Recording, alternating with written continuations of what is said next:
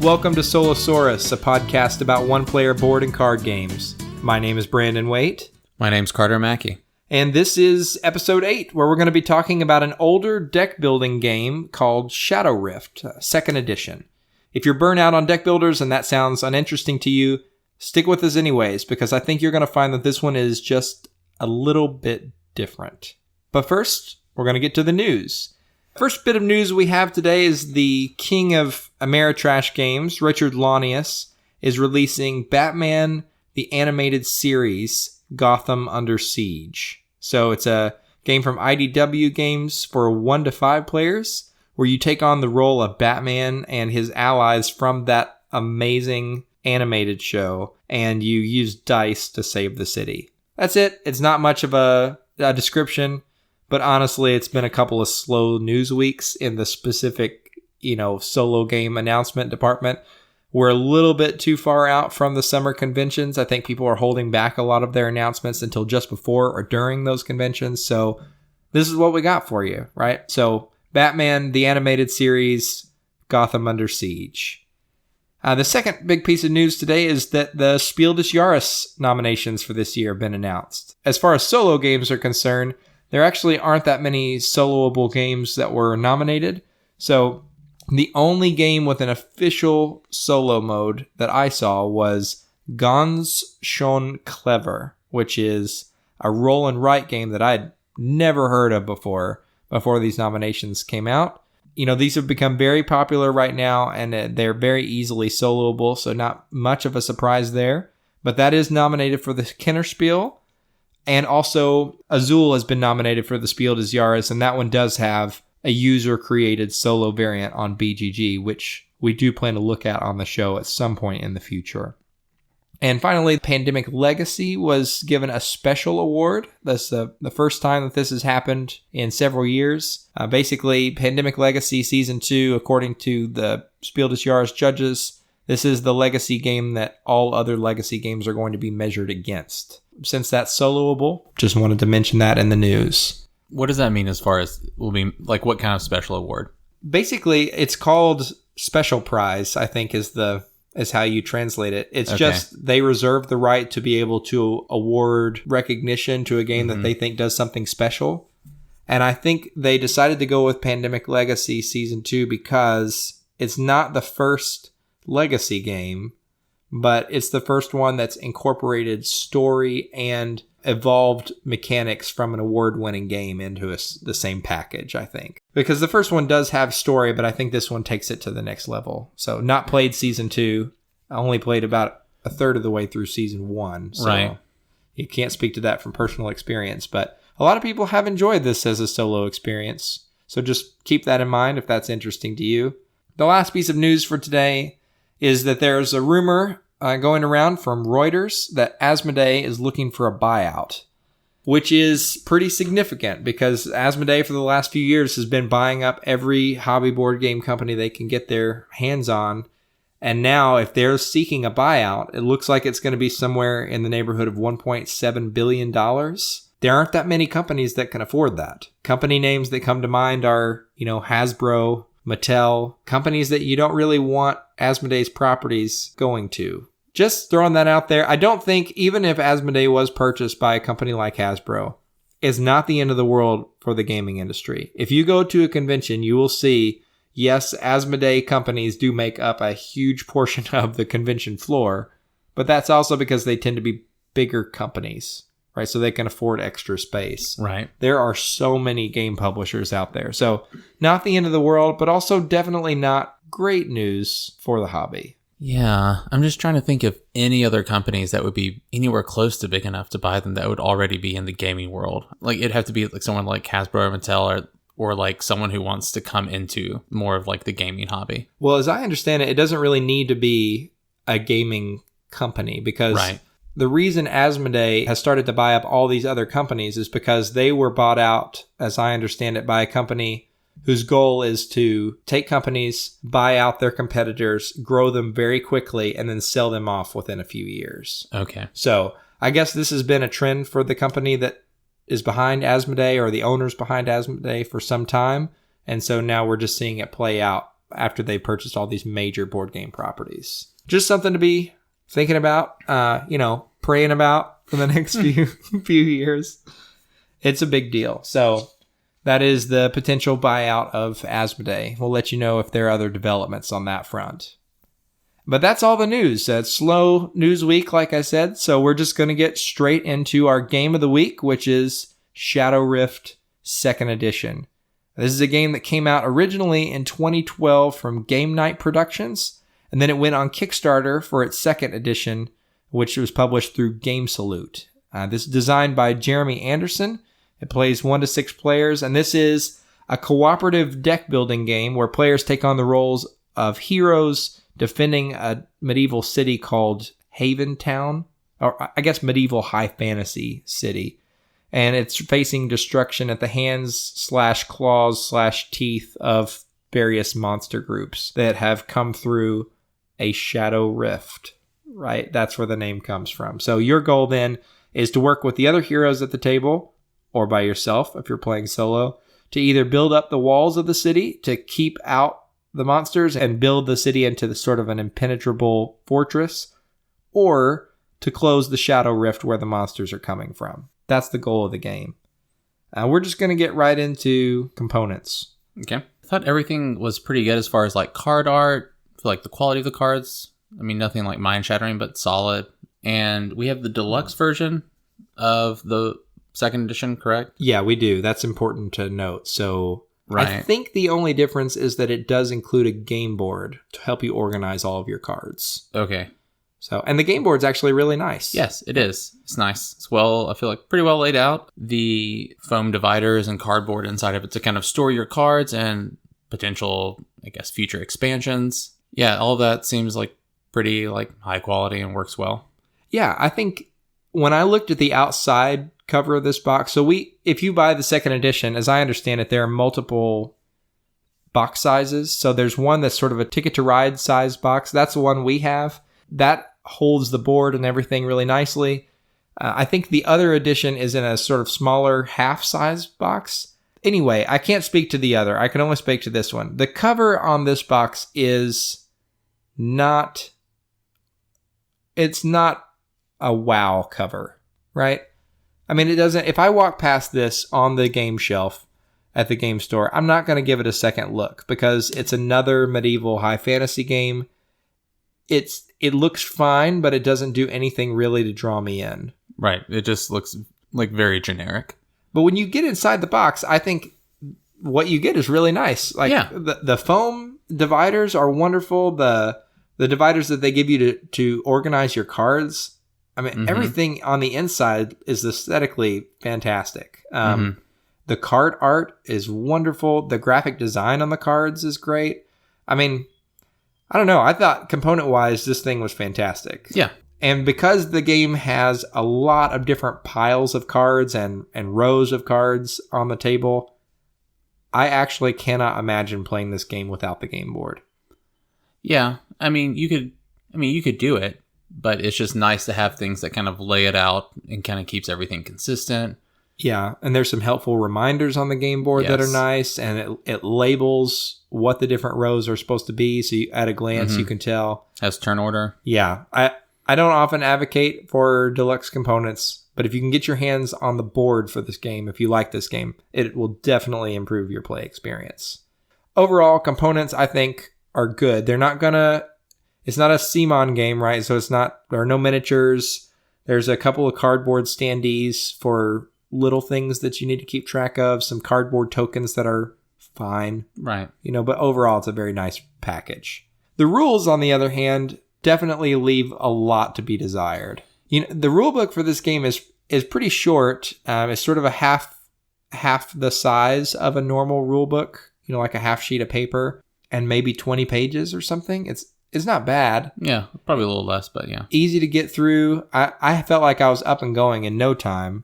The problem is that once I got into it, I realized I had way more questions than were addressed by the rulebook.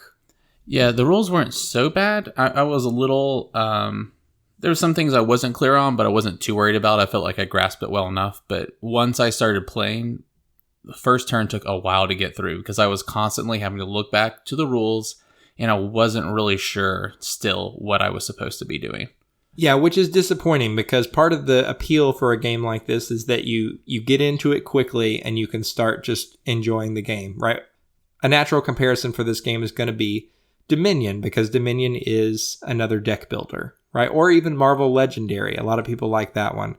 In both cases, you have similar short, easy rule books. But we were just talking before we started recording this episode. I had no problem playing Dominion and needing to go back through the rulebook and search to find things. Right. Everything's very clearly addressed right up front. This rulebook does use sort of a mishmash of terms. Things aren't named consistently throughout the rulebook.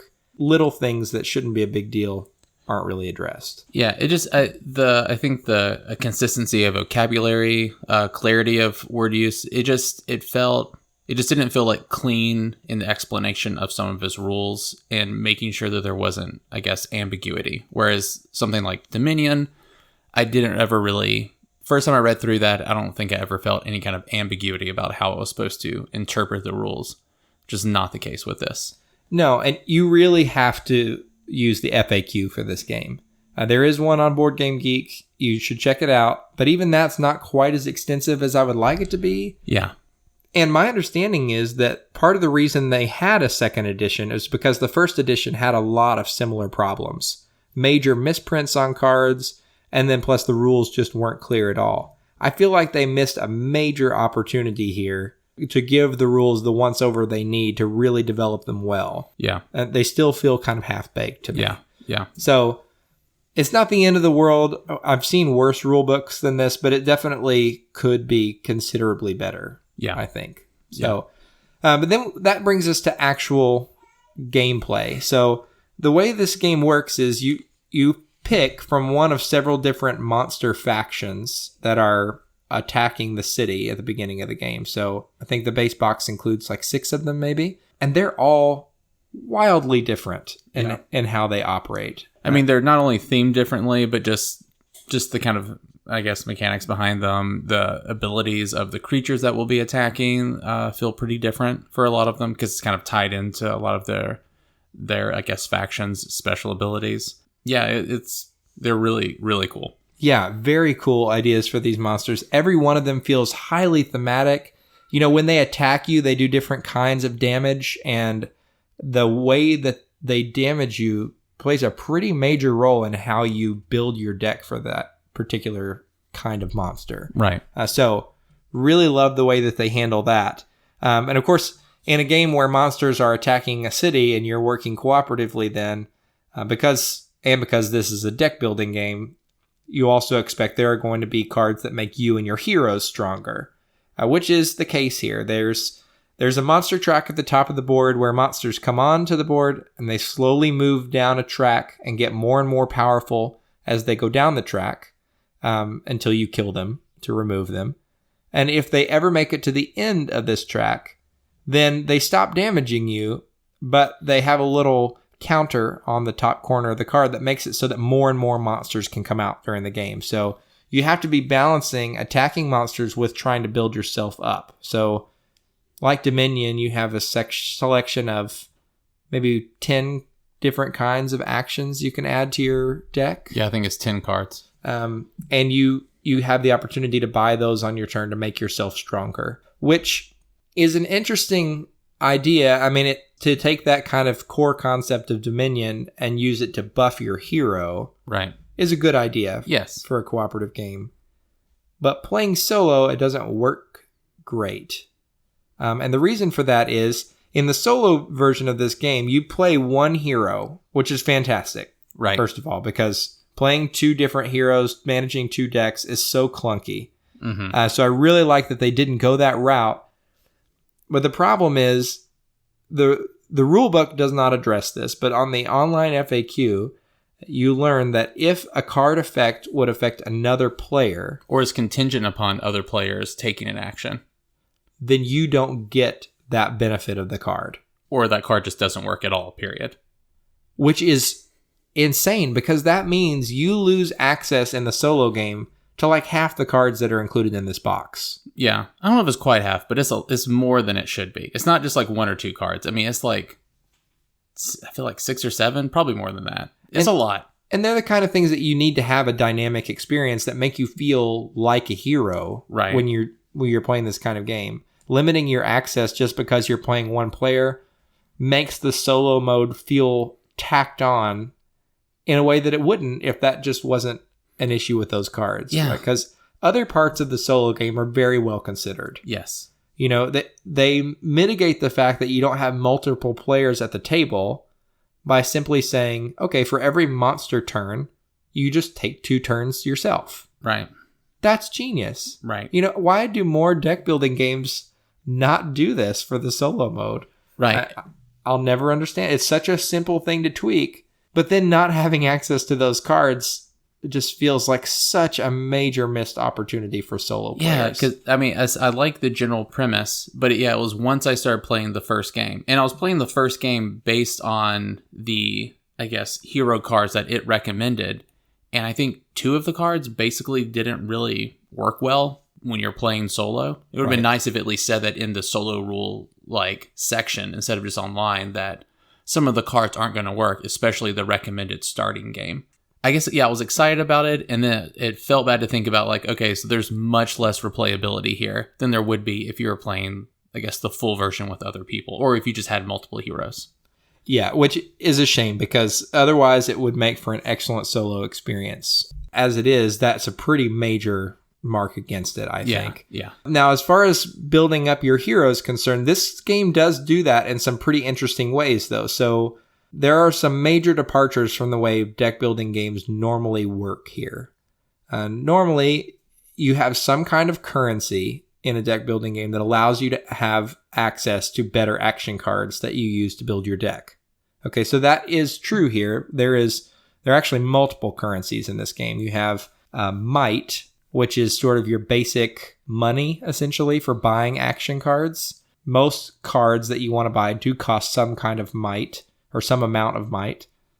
Then you actually have gold coins that you can get during the course of the game. And then there's magic as well. So all these different currencies. And in most deck building games, when there's a currency involved, there's a way to earn more and more currency, or ways to get more currency into your deck and then make the currencies you have better so that on your turn you have a better chance of buying cards that cost more. Right, just general engine building. Yeah, general engine building. When you play Dominion, you can use coppers to buy a silver or a gold, so that now to get 3 gold, you only need 1 card and not 3. Right? It pretty basic stuff. They opted not to do that in this game, which is a bold choice, but one that I don't fully understand, because there is a higher denomination of might available in the game. So you have your starting deck has 1 might available, and then you can buy one that's worth 2, essentially. Right. Or called prowess, maybe. Yeah, it's called prowess. The cards are might cards that have the 2. Right. So you can upgrade those cards so that you have cards worth 2 of that. But when you spend one of those 2 value cards to buy an action card, it disappears from your deck. Right. Just goes back into the pile, or the stack of might cards. So that means you can't ever really build an engine, because you need to spend might to buy these higher value cards. And then as soon as you use those higher value cards, they disappear. Yeah. The one exception is if you use it to maintain a skill at the end of every round, which is a kind of a hit or miss proposition. It is. And that ultimately means that you just feel poor for most of this game. Yes. At least that's how I feel. I understand that what they're trying to do is to create a deck building game that's not all about economy. You know, it's not all about getting more money so that I can get better actions. But that's actually what deck building as a mechanic most easily lends itself to. And so it just feels out of place here, because when I play a deck building game, I want to feel more and more powerful as I go, right? Just to say nothing of a game where I'm supposed to be defending a city. And because of this, the way money works in this game, I feel like I can't quite get the actions that I want to buy for my hero, because I need to spend it in other areas that need more attention, and I have so little money to go around. Right. The impression I get is the way that it seems it wants you to feel like you're building an engine is getting equipment, which might be, I don't know, 2 to 3 of your available 8 cards or skills, which is another 2 to 3 possibly. And you can keep them around from turn to turn, either by not using them up entirely or by maintaining them with some of your, basically resources that you have to spend every single turn to keep them around. And I guess that's supposed to make you feel more powerful because you get to keep more and more stuff out on your board. But none of it really seemed to stick around long enough to feel like I was getting powerful. And yeah, it just didn't have that same feel as other, I guess, deck building games I've played. And it just doesn't get going as quickly as other games. So it feels like it takes a long time to get the resources you need together to start putting out skills that then you can maintain with those 2 value cards. Right. So it just feels like even if you do manage to get an engine going, it just takes too long to start. So there's that issue where you never have quite enough money. Plus, in this game, there are several different things vying for your purchasing power, right? So you not only have the actions that make your hero stronger so that you can attack the monsters that are making your lives more difficult, but also then you need to be spending money on walls, which are how you actually win the game. And the thing about walls in this game is that for a game that doesn't give you many resources to work with, they cost a freaking ton. I know that sounds like pretty basic complaining here, but it just underscores that feeling of not being able to do enough. And how many walls do you have to build to win? You have to build 8 walls to win. Oh, gosh, yeah. And they cost so much. I mean, it just takes... You can earn that money and you can build some of that up. It takes so long to get it that the game's going to go longer than it needs to go for this kind of game. For me, one game that I played all the way to completion, even though I lost, took over 2 hours. And that was when I was comfortable enough with the rules that I wasn't looking things up. It's just that that's how much of a slog the economy makes this game. Yeah, this game really should be about, I feel like, pretty close to like an hour. Give or take 15 minutes or so. Yeah, that would definitely be the sweet spot here, I think. And And when you do get the walls, one of the things that this game does that I really like is, unlike Dominion, for instance, in Dominion, when you buy a victory point card, which is your ultimate goal in the game, it just sits there and clogs up your deck. Okay, so when you buy walls in this game, they don't actually do that. They give you an ongoing benefit that protects the city. Right. Which is very cool. It gives you access to more actions and that sort of thing. I really love the idea of a victory condition element that also benefits you in the game. That's cool. The problem is then that sometimes monsters can just outright destroy one of your wall cards, which feels awful because you have to work so long to get the money and the resources you need to buy one of these things. And it feels so cool to get them that when you lose them, it just means not only was all that for nothing, it also means the game is now going to take another 20 to 30 minutes longer. And man, that just feels terrible. That was a poor design decision. But that said, I do like the way walls function when they are in play. I mean, that's a great idea. And having walls that benefit you combined with your hero abilities feels pretty neat. Yes. Having power coming from multiple sources like that. Mm-hmm. And the coolest thing about this game in my mind is there's actually a third source where you can get that sort of extra power. So the city and protecting the city isn't just totally abstracted in this game. There's a row of monsters that you're trying to fight. You have your action cards you can buy. And then there's a little deck of cards on the board for visitors. So these are just people who are traveling down the road and they happen to stop by your city. Every turn you get to see 2 of them. Okay. And some of the cards in this visitor deck are bad people. Yes. And when visitors stop by your town, they stay. Okay. And the way that people staying in town works mechanically is there's a row down at the bottom of the board of townspeople that come out every turn. Okay. And the townspeople have actions on them, things that you can use, that anybody at the table can use to help win the game, which is such a neat idea to have this row of shared actions for everybody. Right. And the idea that new people can be coming into that. Right. So the negative people can come and clog up your town. But then there are also some visitors that may stop by who look really appealing because they have very powerful actions that you could use to help defend the city. And you Right. can pay money to hire them essentially to stay in your town, which is so cool. Yeah. That is one of the most genius ideas I've ever seen for deck building. But that means then that not only are you building your own personal deck, together you are building a shared deck of townspeople and trying to cull bad cards from that deck. Right. So you're having to split your kind of resources and focus on attacking the monsters, building walls, but just kind of cultivating this deck that kind of helps everybody or just yourself if you're solo. Because the abilities that those cards from the visitor deck brings are much better. And not only do the intruders clog up your deck, they also have negative effects, like they'll make things cost more for that turn if they're out, or they'll try to like backstab you to like wound you, things like that. But so it's really a really cool mechanic. I like it a lot.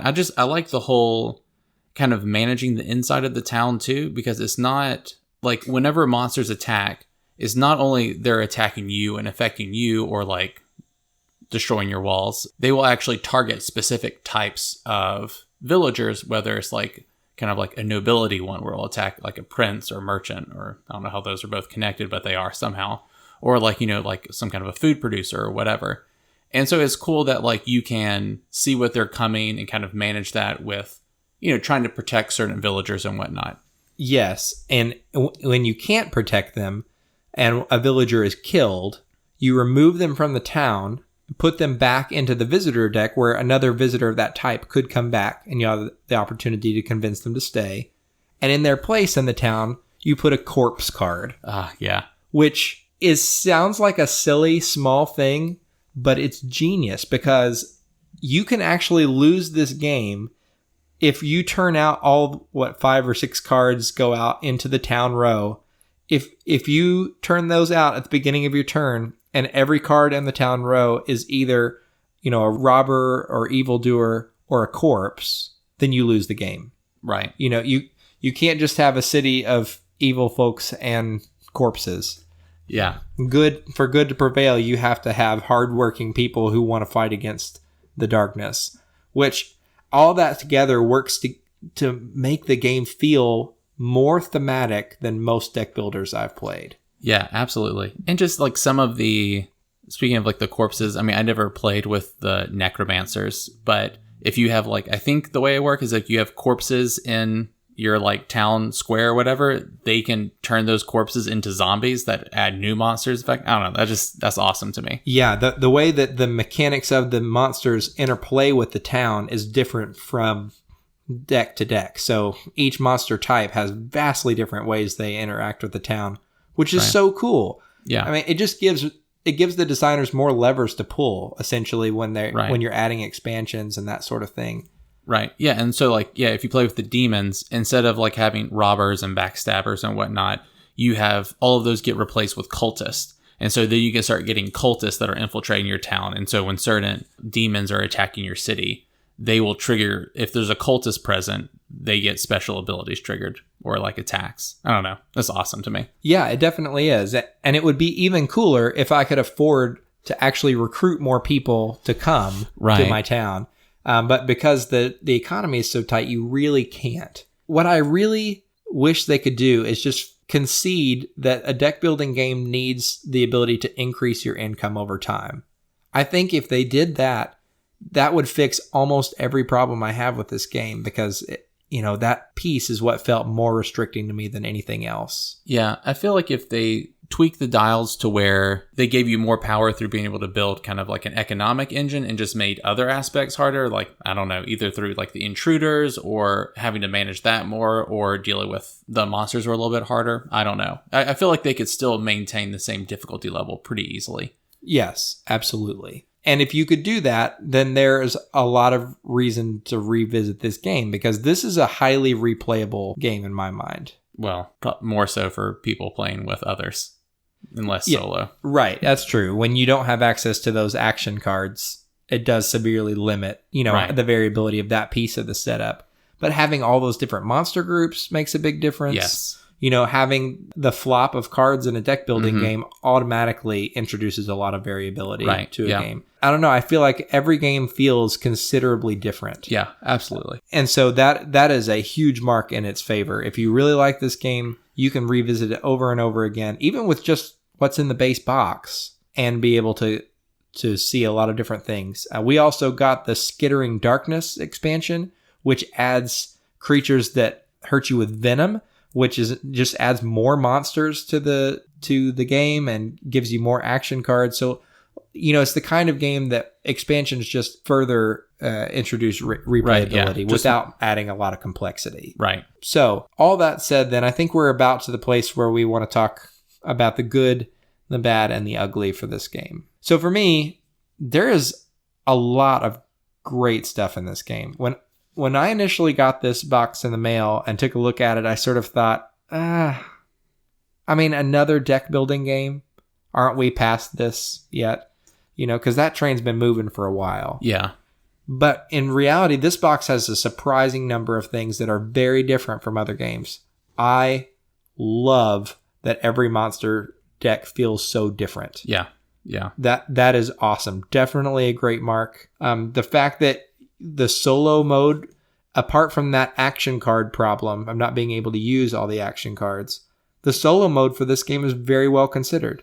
Yes. It feels like it would be a slightly different experience in the fact that it's balanced for like one person, and the rules are kind of tweaked around that idea.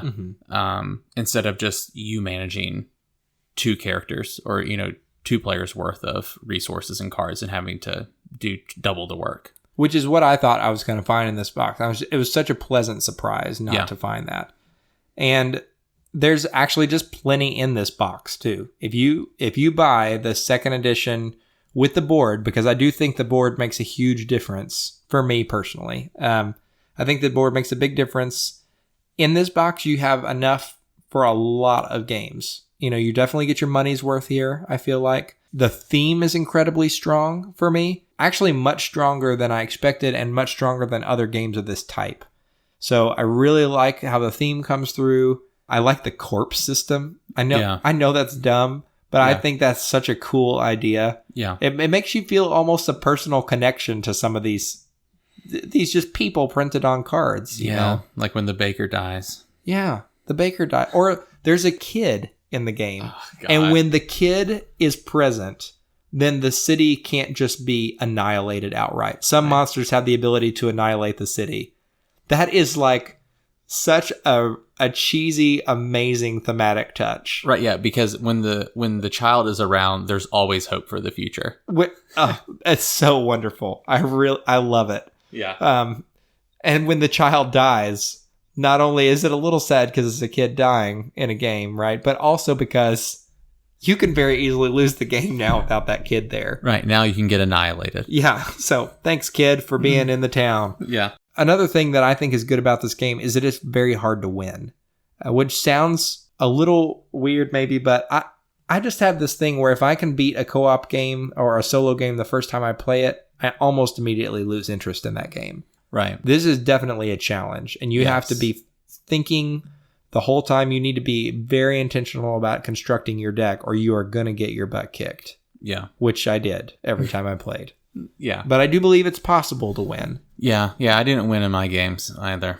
I like that there are 2 different paths to victory. It doesn't actually end up working out feeling like there are 2. I guess this is sort of a good thing, right? Closing a Shadowrift is not something that's going to happen very often. If that's your primary strategy for winning this game, you're playing the game wrong. Yeah, like it can just work out to where that will take a really long time. You'll have to go through most of the monster deck, which I can't. Even if you're able to manage that, the heat of the monsters constantly coming out and dealing with that, you're just waiting out for time to pass. It's not an exciting way to choose to play the game. It seems like it just kind of goes to I feel like that same sentiment of the game lasting too long. Yes. But the idea of having 2 ways to win in a cooperative deck building game, I think is neat because they're pretty fundamentally different ways to win. Yes. So I do like that. And it does feel like sort of a fail safe. So if the walls thing is really not going your way, you might be able to win by sealing shadow rifts. Right. The last thing that I want to say here about what's good about this game is that cooperative deck building piece where you're all building the deck of the town. That's just one of the best things I've seen in a game in a long time. That's just pure genius. Yeah. So cannot say enough good about that. Unfortunately, all those good things to me are maybe not overshadowed, but they're definitely tainted by the bad that's in this game. So for one thing, it just feels too long. Yep. And largely, I think that's due to the economy in this game. It could be that the end game just wasn't well considered in other ways too, but the economy, because everything takes so long to get going, is going to take you a long time to win or a long time to lose. And that's not great. This should be a game that plays in about an hour, and it's definitely going to be more than that. Even for solo, I think you're going to find, if you're doing well, you'll be around 2 hours. Yeah. Which is a little long. So things that are bad are somewhat the Shadowrift victory condition, how long it takes to win the game or lose the game. How long it takes to feel powerful. How long it takes to feel powerful. So those are things that we would say are bad about this. And there are also a couple of things that are just ugly. For me, when an enemy tears down one of the walls that you took so long building, that feels atrocious in a way that feels unfair. I understand the need for consequences in games in order for there to be stakes that make winning feel good.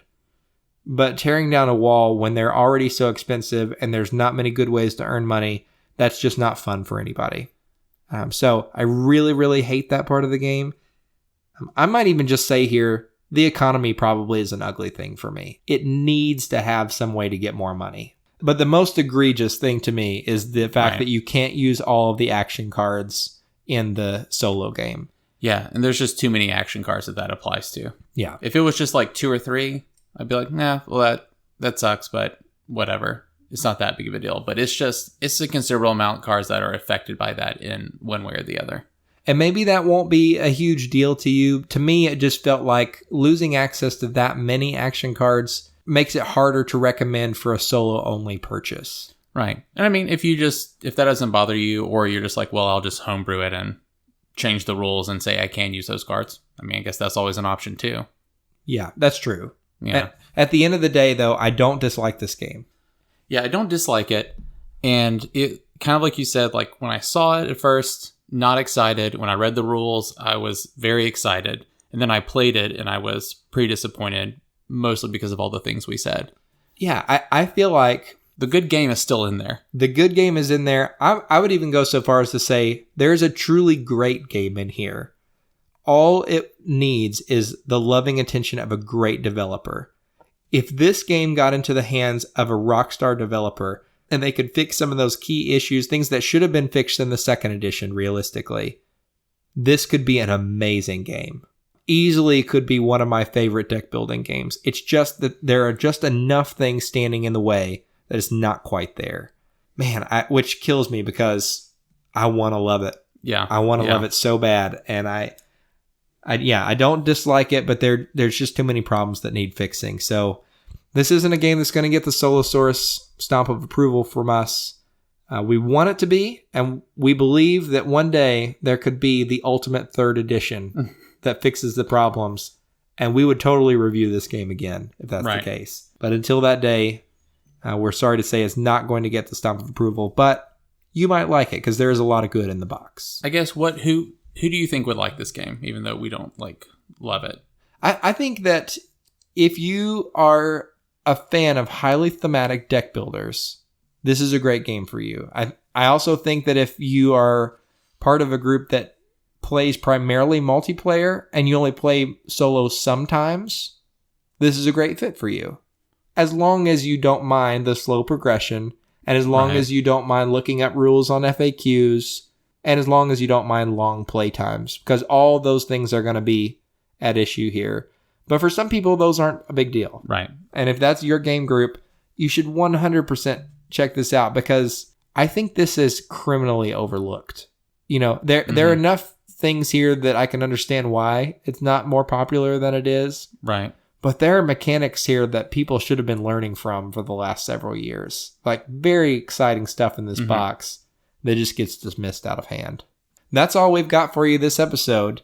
If you haven't yet followed us on Facebook, you can do that. You can like us on Facebook, follow us on Instagram at Solosaurus Podcast. You can also email us with any questions you might have or comments at solosaurus@gmail.com. And if you haven't done so yet, visit us on iTunes and subscribe and write us a review. The more reviews that we have, the more people will see the podcast, the more that we can do with the show. Until next time, though, I'm Brandon Waite. I'm Carter Mackey. And this is Solosaurus.